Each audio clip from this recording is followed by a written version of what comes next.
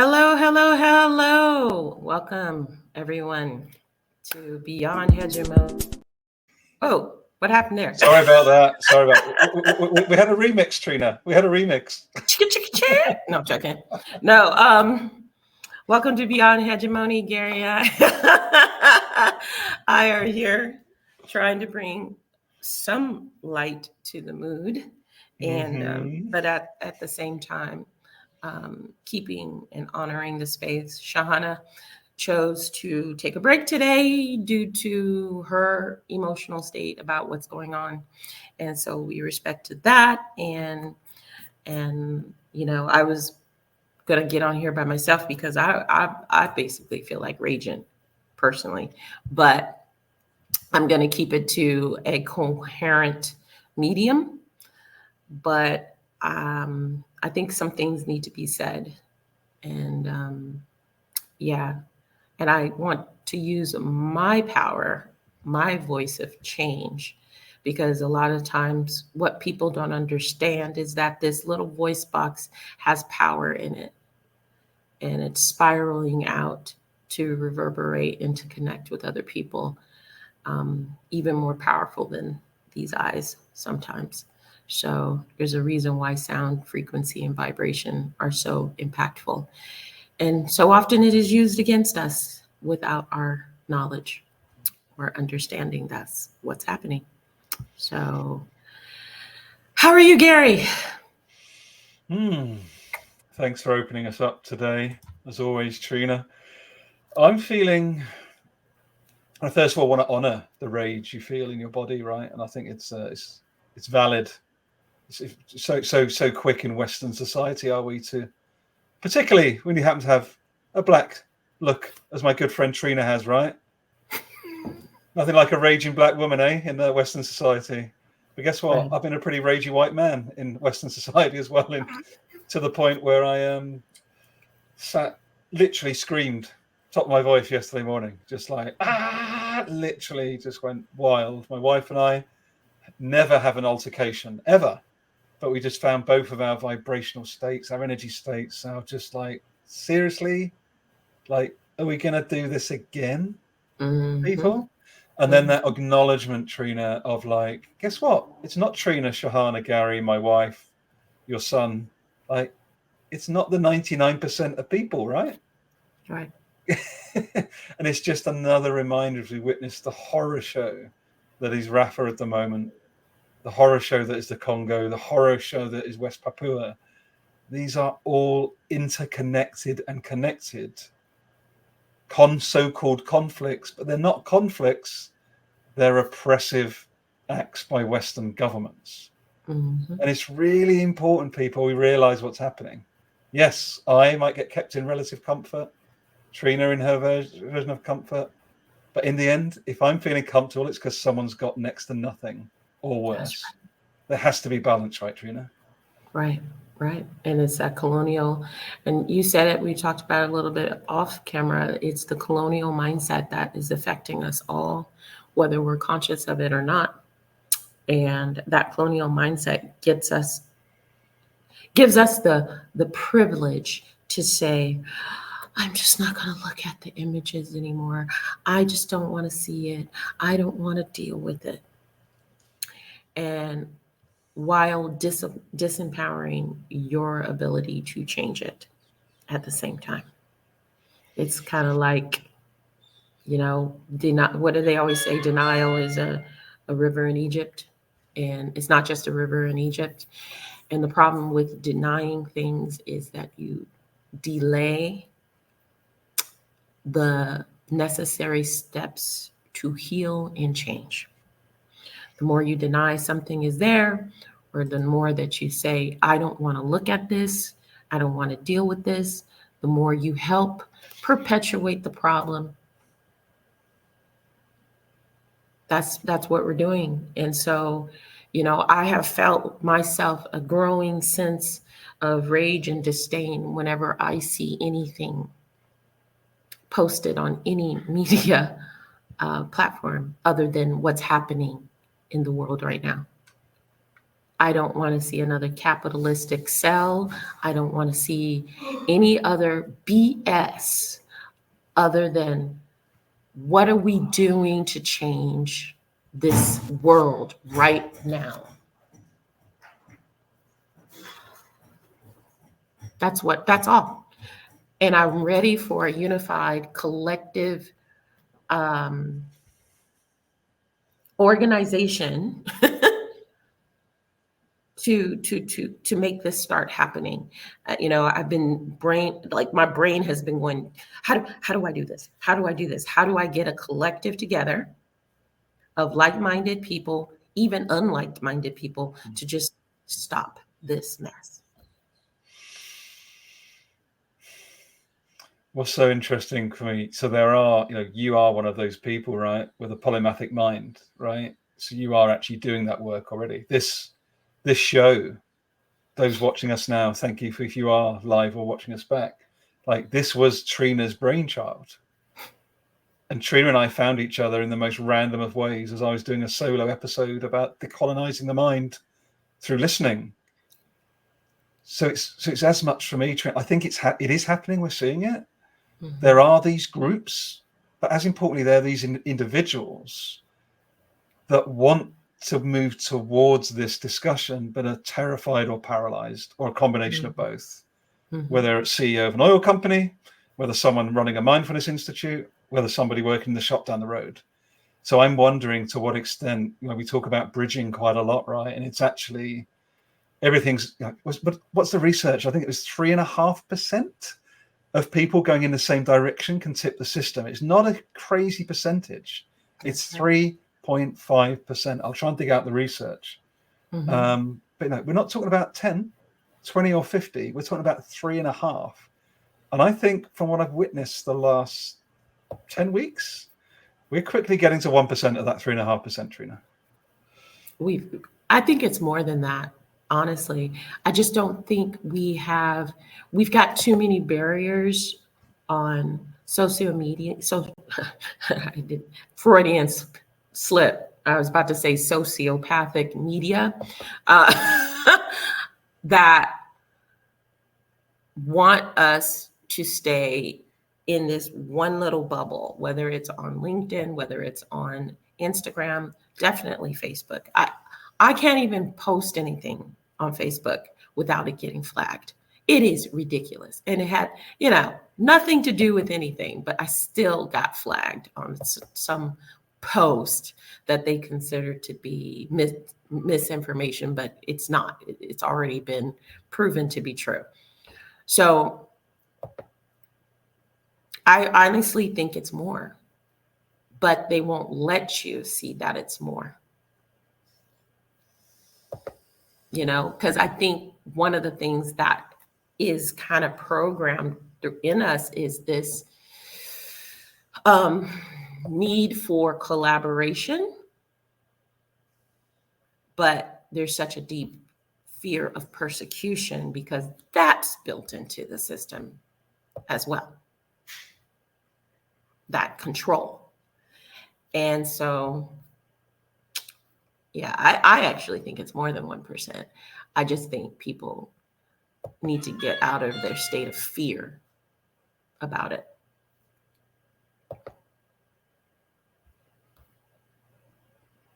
It looks like Gary's connection is faltering here. You still there, Gary? Okay. Gary, have you got me? Yeah, I got you now. Okay, cool. Okay. It was very weird looking at myself with that still image, but thanks for your shares. It's okay. It's okay. Sociopathic media. I like that, by the way. Well, I just recently wrote an article for Medium where I'm talking about the mechanics of all of this. And I think one of the things is that everything is purposely separated and segmented so that you can't figure out who's pulling the strings and why they're doing things in a particular way. And it's just kind of I call it the mechanics of hegemonic control, an expose of global oppression. And I start with poisoning the food supply. Best way to break down anything is to make people incoherent and unaware and disconnected from their bodies. Mm-hmm. Yeah. So we're ingesting a lot of poison and purposefully created poison. Could I invite you, Trina, to share a link to it in the chat so people can find it? Sure. Let me get it here. Da, da, da, da. There it is. I'll put the friend link up, even though I don't make any. It's my little trickling of pennies. Also, I still don't see the chat comments there on LinkedIn. I don't know why, but No, I don't know anyways. either. Strange. Yeah, it's so strange. It used to be populating, especially when we had people on the live, but it's not doing it now, so it's weird. But I'm talking about how it all kind of matriculates into where we are now, into our awakening of it, and how we're going to need to stop. And I think that was one of the things that we really vibed on when I kept saying we just need to stop. Mm-hmm. And that keeps reverberating in my mind, Gary, because what does stop mean?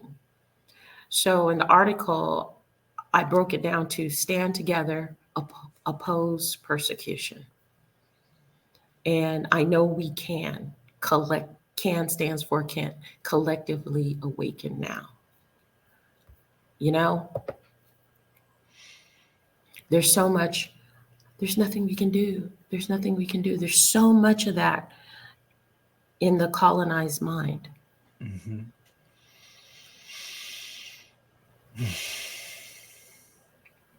It's so interesting. So I was sharing with Trina before we came live, everyone, that for those that may or may not know, I will still work within a corporate space most of the time.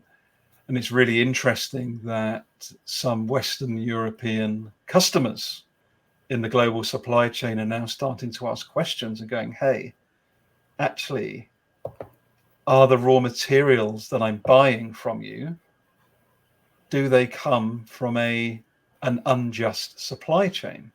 Mm. And what's really interesting, there is not a single supply chain on the planet that is not unjust. Mm.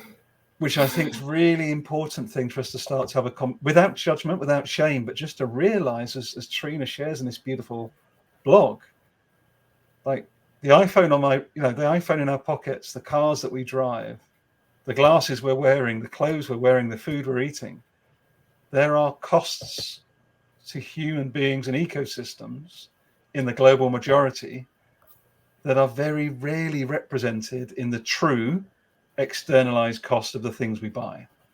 That's right. And when I mean externalized, I mean the full, all-included cost.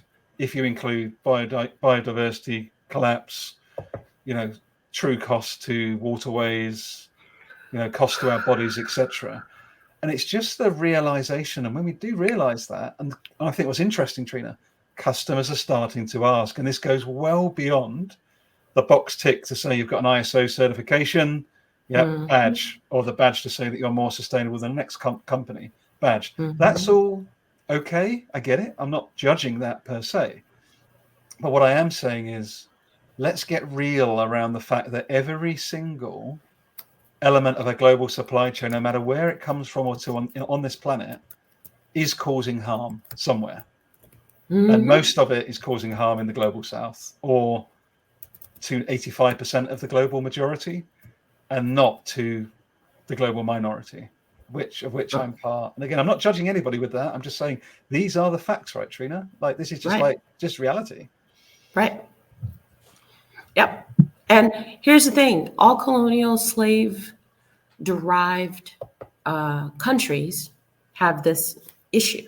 And because we have one country called the West, or I won't even call it the US, the West is a conglomerate Mm-hmm. of psychopaths who believe in their ordained right to rule over other people. And we can go all the way back to antiquities and talk about the Sumerian tablets and talk about a lot of different, civilizations who basically had that psychopathy, and it's been perpetuated all the way through time, from in the Roman Empire and now, because I think now is the time where the Roman Empire is actually falling. We thought it did before, but they just kind of hid in the shadows and changed their names in mass. So, but this cycle of oppressive, violent uh, imperialism is built into the very fabric of our existence. And so a lot of people, I think, are just afraid to know an alternative. Like, what would I have to give up? Well, you're going to have to give up something. You're probably going to have to give up getting a new cell phone every single year and drinking that consumerism Kool-Aid. You're going to have to give it up. You're going to have to probably give up the ideal of your superiority over somebody else, because you haven't recognized that it's been built into you because you feel like crap about yourself, you know? Oh, my phone's ringing. I don't know who that is. Hold on. Be right back. I actually thought, I'll hold space for a second. I thought that was actually Hello? Trina's son Hello. whistling, which is pretty cool. Are you here? Just to continue this for a moment while Trina Trina comes back, I think what's particularly important right now, and I'm doing a lot of work myself, both personally but also within the sector that I'm part of, the extractive industries, is that we can ask more searching questions. We can ask and follow the money. The organizations that we work for, the organizations that we serve, if we're consultants or external partners, like, where does the source of funding come from if you follow that right the way back? Now, of course, everything will go right the way back to financial services. Everything will go right the way back towards multinational companies. It will go back to high net worth individuals.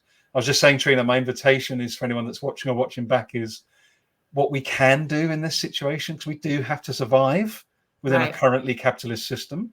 Like, we do have roofs to put over our head, we do have food to put on the table, etc. But how we do that, how we embody and gesture towards something very different, is the opportunity, I believe, which is we can still ask curious questions of power holders, stakeholders. Where's our money come from? How do I get my salary paid? What are the interconnections of the supply chains that I work within? Whether you work in a shop, you might sell photocopiers, you might sell consumer goods somewhere, but just get really, really curious around what are the supply chains that sit behind what you do as a job. You could be a nurse, but just get really curious around how do the things end up in your hand, in your mouth, around your body, and where might they originate, and what questions can you be curious about to say, hey, what are the steps behind this that go right the way back to who invests in this, who produces this, where's the raw material come from? It just gets super curious. And the more that we do, absolutely, the more that we can start to have a different type of conversation and reimagine. I really believe that, Trina. I 1000%. And for those who are holding on to their ego, get real bougie with it, but get bougie, in a way that actually helps the environment and the society and everybody else. Change that luxury mindset that you've been fed about the quality of things, and get it to a place of responsibility, sustainability, responsibility for cultures, for the planet. Stop making it about me in that sense. Take your cognitive dissonance and at least flip it for the positive for society. You know what I mean? Do your mental gymnastics in a different way, because quite frankly, I'm exhausted by this conversation, with people about being uncomfortable. But the truth is that discomfort is the only place where healing begins. There's no other place. Everybody, no matter where you are in your economical, social, cultural way, the only way healing starts is with the discomfort that comes from you just can't stand yourself anymore. Jason, I'd love to build on that, Trina, and just say, and again, because continuous work, right? Nobody Absolutely. outside of you, nothing outside of you is going to change the world outside for you. That's right. Right. Healing is a deeply individual, but also collective act. And to do both is incredibly powerful. It's definitely been my experience anyways, the individual and the collective. Don't do it on your own, because that is where we go into paralysis and just get stuck. Yeah. Some of us. I would say that my healing journey has been absolutely on my own. No, interesting. Okay. And here's the interesting part is that this has been me since I was a little kid. Fundamentally knowing that something is wrong, fundamentally knowing that that people are trying to force me into being someone or something that I am not, and that I'm more than that, and just fighting with the world in a sense to say I'm fine the way I am. Maybe it's my ADD mind, but I have always had somebody trying to change me and make me into their version of what makes them comfortable. Now, if I was doing things to make people uncomfortable, it'd be a different story. That's not how I flow. I flow in just trying to be light. But when you live in such a society that's full of so much darkness and accepted that darkness as normal, it can be very uncomfortable. So I was asking myself, and I'm so grateful to Gary. I'm grateful, Sahana. I'm grateful to the few handful of people that I have in my life for affirming that I'm okay. I'm not, I've never gone out of my life, hurt another human being. You know what I mean? Except for maybe a few mosquitoes. I'm trying to keep my energy level, but that can make people at a different resonance really uncomfortable. And that's when I always go back to that mind, body, spirit alignment, because that mind, body, spirit alignment is what makes life worth living. If you're not aligned in the way your thought patterns, you're not aware of them. If you're eating garbage food, which I don't blame you. I got sucked into the Carl's Jr. and a bunch of other crap food when I was younger because the people who raised me didn't know better, that breast milk was better than Similac. I'm not shaming people who can't breastfeed, but I'm just saying it is. There's all kinds of things that are cycled in a certain way in order for us to blossom. But we have had this force pushing us down. And then, so I've been going like this my whole life in the womb. No. Your poor mother must have been like bruised to pieces by the time you entered the world, Trina. I always told her that if you breastfed me, it would probably be less problems. I love it. I love it. Excuse me looking down just now. I was just wanting to check because it says LinkedIn user, but it's actually Austin. And I just wanted to say, Austin, thanks for joining us. And what a great comment. What a great comment he shared here.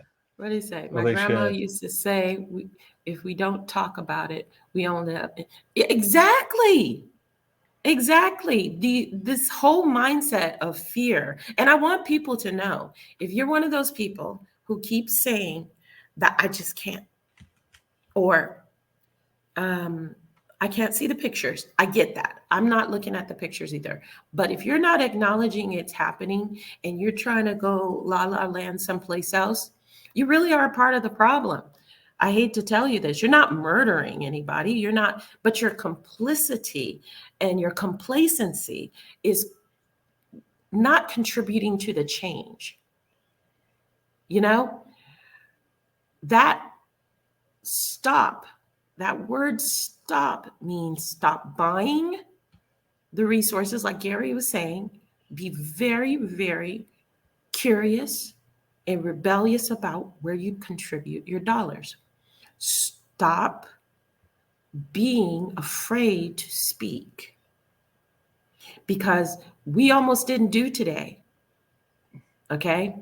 Because there was a part of both of us that just was hurting so much. And we said, no, that's what they want. No, I'm not giving them the pleasure of stopping my power, which is my voice. It may seem like nothing, but if we all reverberate and there's all these studies. You ever see those meditation studies, Gary? Yeah, absolutely. And heart math and things like this, really interesting. Really, really. Yeah. I think I heard something that those studies, the heart is 5,000 times more powerful than the brain. That's right. It's called neural sensory. We have neural sensories in our heart. And we also have it in our gut too. That's why mind, body, spirit. They knew this.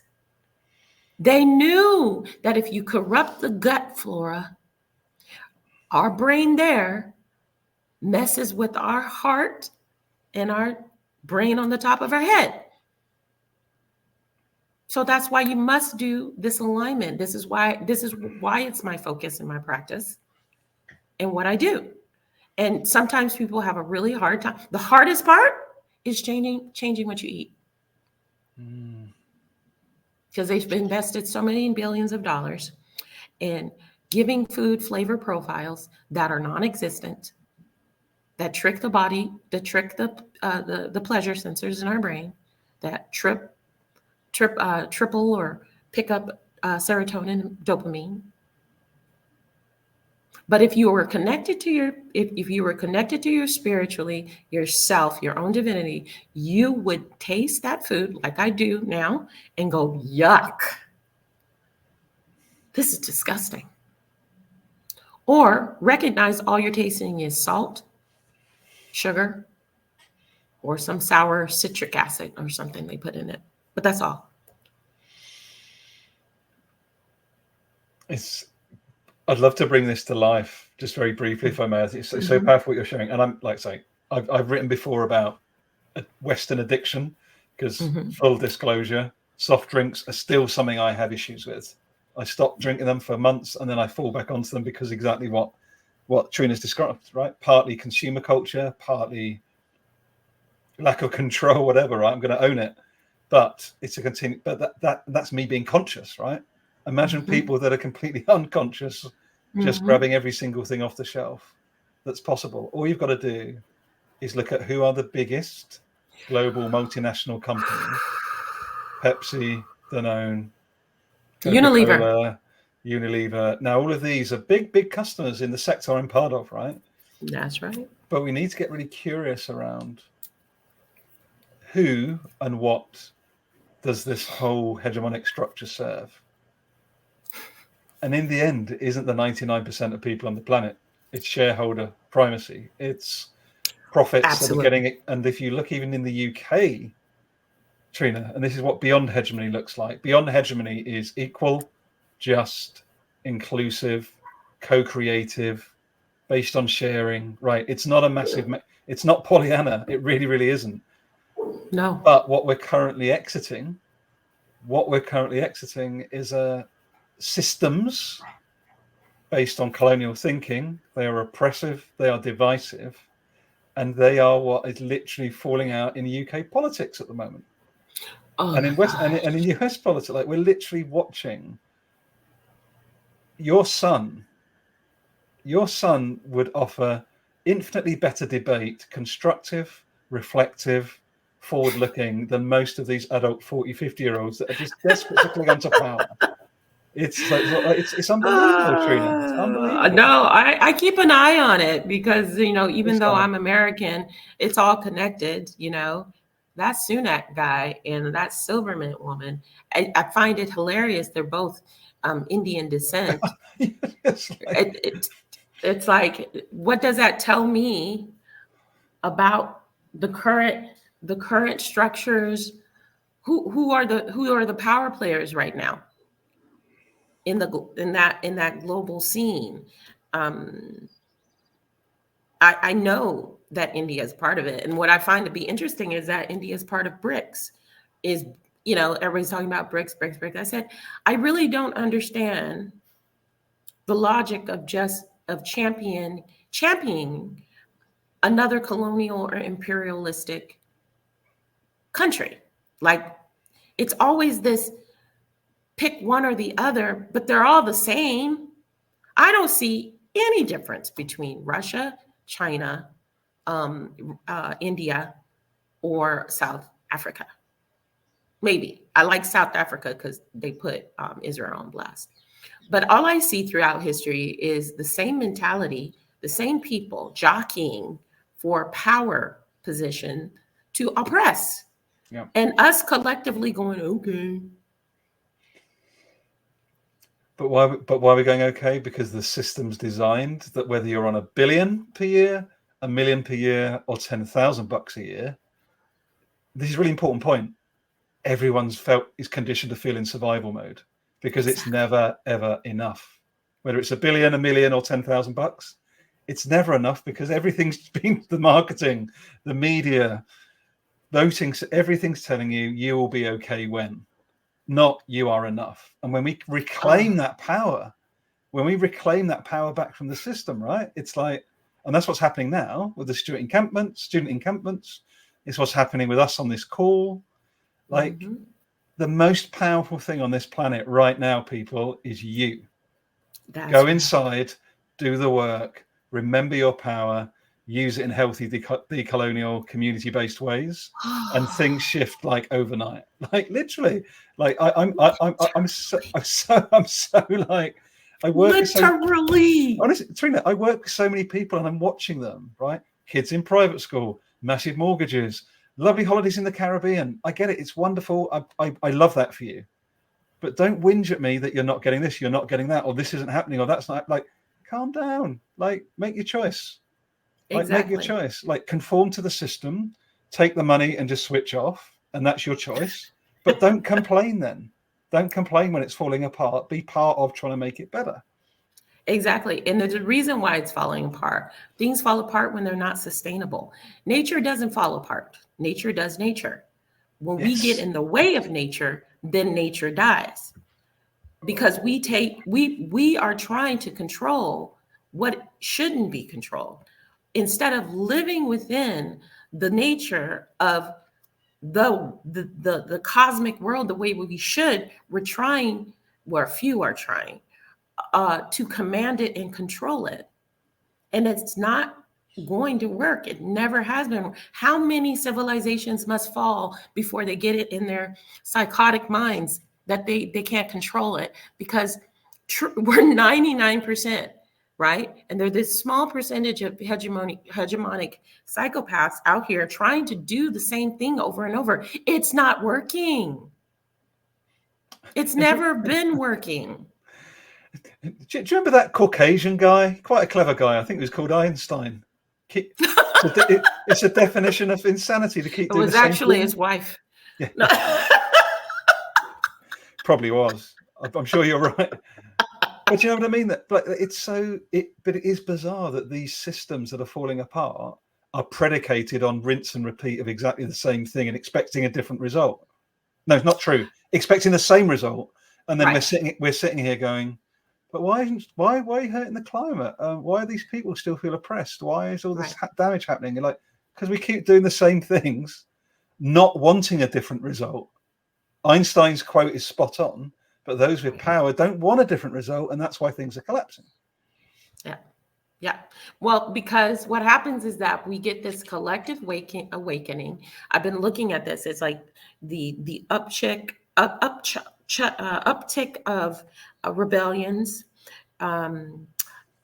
civil dissent. All of this comes at the time of another fall, right? Mm-hmm. And what they do, I don't know who they are in the bigger picture, or whether they is the matrix system or whatever theory that you have. But what happens is that they just say, okay, reset. And then the same people or the same entities keep that cycle going and on and on and on, you know? And so we are powerful if we go in, tap into that power and stop giving it away, you know?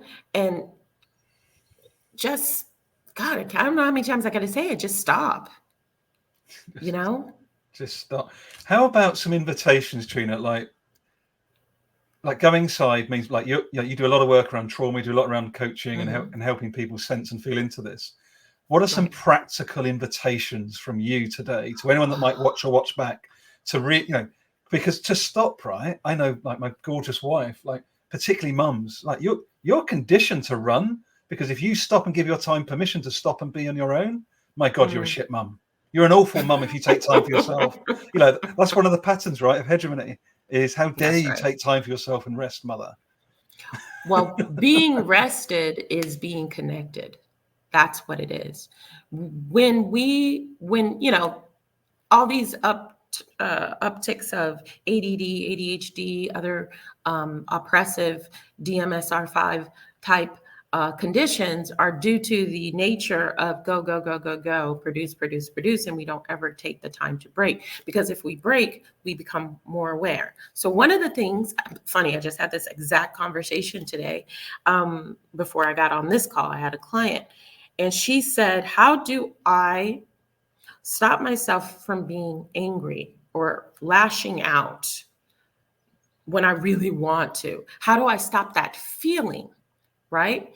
And I said, well, feelings are there for a reason. So you're not going to stop a feeling. You're going to feel a feeling.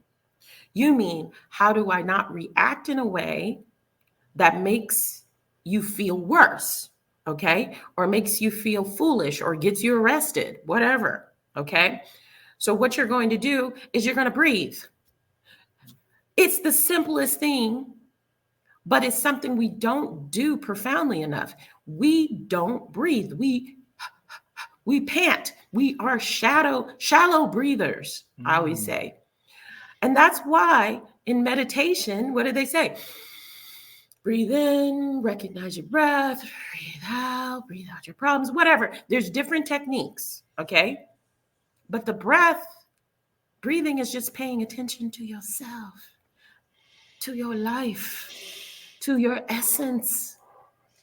So if anything, taking the time to breathe profoundly rather than shallow, recognizing, have I taken a breath today? And stopping and doing that. And it doesn't take a million minutes. It takes 5 seconds to just sit and take a deep breath and recognize and become deeply, profoundly aware of yourself. We're distracted from ourselves. So that's a practical thing. Go in by breathing and recognizing you're alive. You're alive. And that's it. That's a practical, simple thing. And I had my client do this today. We did some box breathing, which is just breathing in for a certain amount of time, holding it for a certain time, and then releasing it. Okay? Because I always find it's kind of what they do in scuba diving too, so that you can learn how to manage your oxygen tank. Okay? So she said, I haven't felt this relaxed in a long time. And I said, think about this. When you go to the doctor and the doctor says, take a deep breath.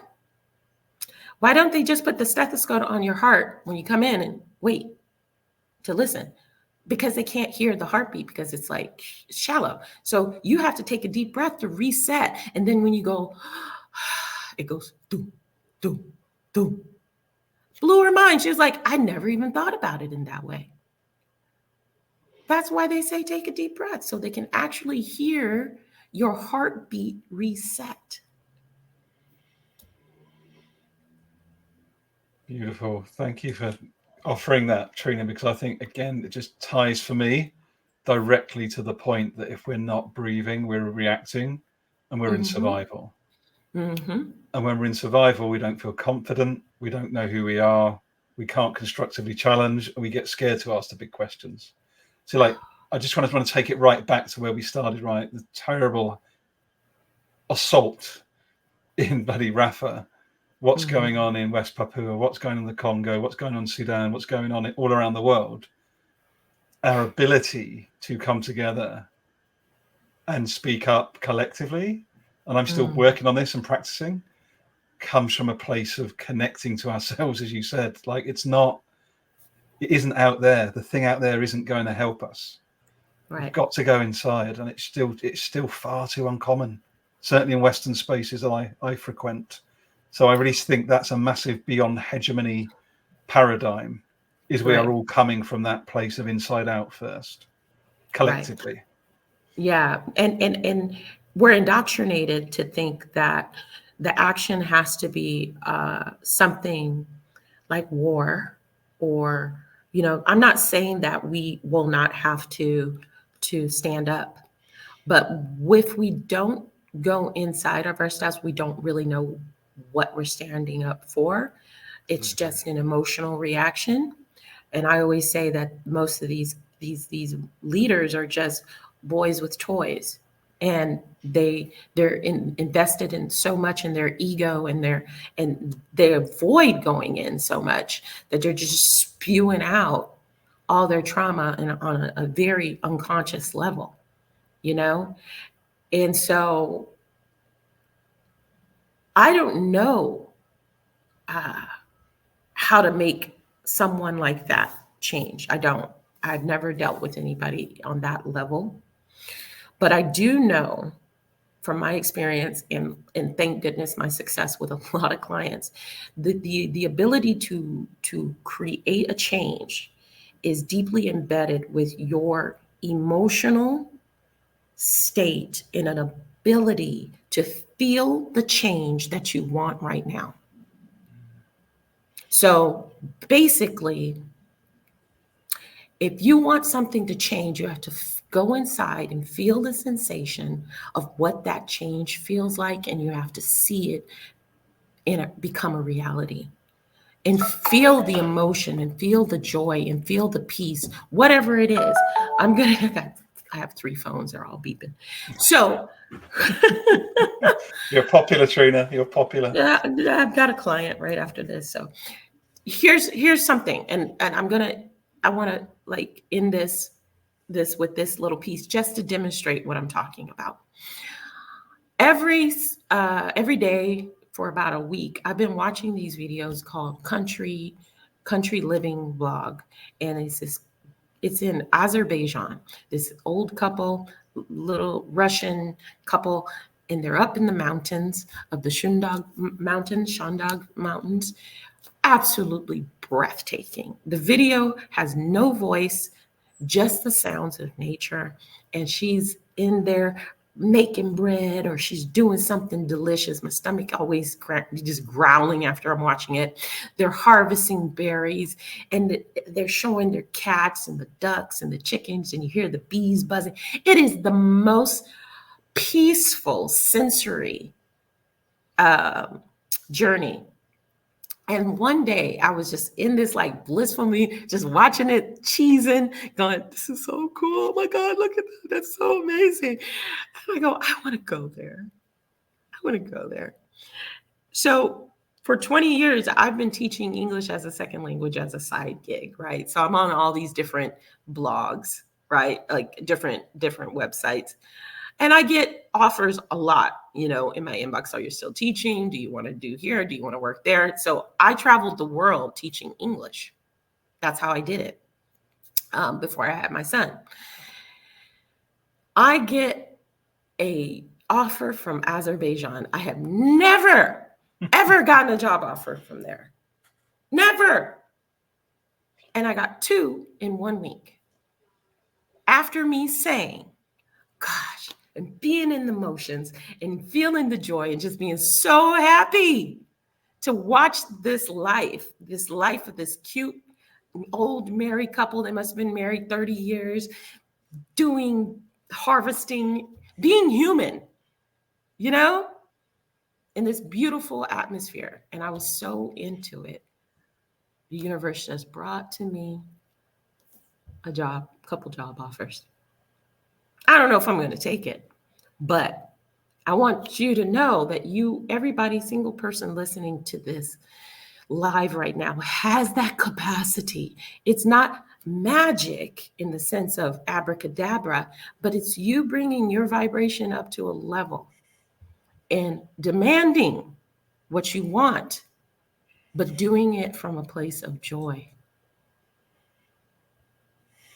Let's everybody try that.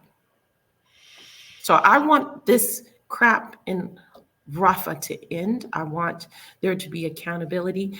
And I want everybody to take a moment and project, enjoy what would it feel like to have all those displaced people in their rebuilt homes, their families reconnected, the martyred people honored, and Palestinians getting the statehood and an observation of humanity that they have been deprived of for 76 years.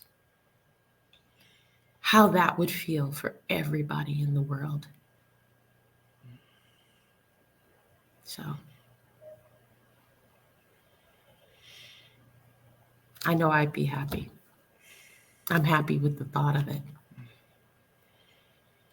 It's a beautiful way to end, Trina. Thank you, anyone that joined or watches us back. You'll be able to find this on the podcast that Trina kindly curates and uploads onto Spotify and other areas. And let's keep everyone in our hearts all around the world that are in unnecessary conflicts right now, and let's keep these vibrations high as we can. Right, and that goes out to Congo, Sudan, and Yemen, wherever you have been unjustly oppressed and harmed. I want you to know that I have so much love and compassion in my heart, because it could be us one day. It could be me one day if we don't change this. Much love, one and all. Take care. Bye.